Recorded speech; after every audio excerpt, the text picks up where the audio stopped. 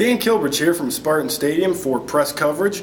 As you can probably tell, I'm without my partner Jack Ebling, who's feeling a little under the weather. We want to make sure he gets rested up and back for that 10 o'clock basketball game against South Carolina tonight. But before that, there's some football we have to deal with. Coach D'Antonio met with the media today for the first time since the bye week, and right away there was some injury news. Freshman defensive end Will Golston has had surgery on his shoulder and will miss the rest of the season. D'Antonio said it's likely he could have toughed it out the rest of the season if necessary, but because he's so young and because he has such a great upside, his family and Coach D'Antonio decided like it was the best thing to have the surgery, and that's what they decided to do. So Golston had a pretty good freshman campaign, and he'll rest up these next two games as well as missed a bowl game, and he'll be back next year ready to contribute even more, I'm sure. Now, as far as who will take his role, he was kind of that edge pass rusher on third and long situations, so it'll be a lot of different guys by committee, Coach D'Antonio said. Guys like Denzel Drone, Corey Freeman, Todd Anderson, all of them could step up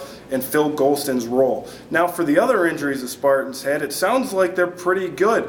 MSU had a few guys sit out of practice last week. They went 2 light days, but by the end of that week and this Sunday, they had almost everyone back, including guys like Keyshawn Martin. Chris McDonald is still uncertain. He's listed as the depth chart as a co-starter with Jared McGaha, so we'll see where he's at, but it sounds like guys like Mark Dell will play. And speaking of Mark Dell, this is a big game for Michigan State, as it always is on Senior Day. That's what it'll be on Saturday behind us here at Spartan Stadium, where a great senior class will take the field under the Spartan Tunnel for the last time.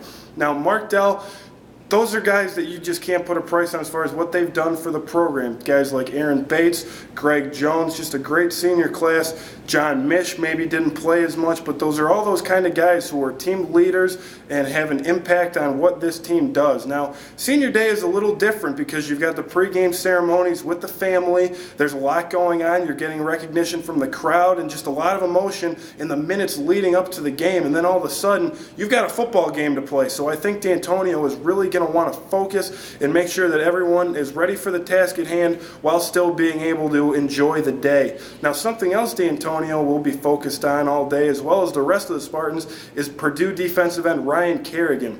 D'Antonio spoke briefly about him today and what he's been able to do this year. He is the Big Ten Defensive Player of the Week, coming off a huge day at Michigan with 4 sacks and 2 forced fumbles. He's been spectacular throughout his career, holds the Big Ten record for forced fumbles, and is also tied for the NCAA record, so he'll certainly be a handful for the Spartans.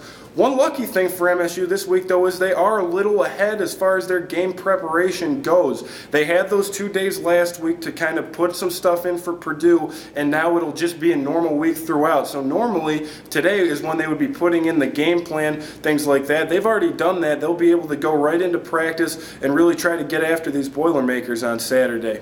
I think that'll be a good advantage because obviously they've already watched some film, so they know a lot more of what they're doing, and they'll be able to get a grasp on it a lot earlier. Now, another big game Saturday, obviously Ohio State at Iowa. That has some implications. If Iowa is able to beat Ohio State on Saturday, Michigan State would be in much better position to go to the Rose Bowl. Should they win out, it's likely that they would go. Now, the thing there is D'Antonio was asked about whether or not he was rooting for Iowa on Saturday, and he said no. He's just going to worry about the things they can control. And right now, the one thing he's focused on is beating Purdue, and he's also got a few other goals in mind. He said the things we can control are we can become Big Ten co-champions by winning our last 2 games. That's all they're going to try to do. He's not really worried about the outside games, although I'm sure many Michigan State fans will be. I know I'll be tuning in, and D'Antonio will have a chance to go for those last 2 wins beginning right here Saturday against Purdue.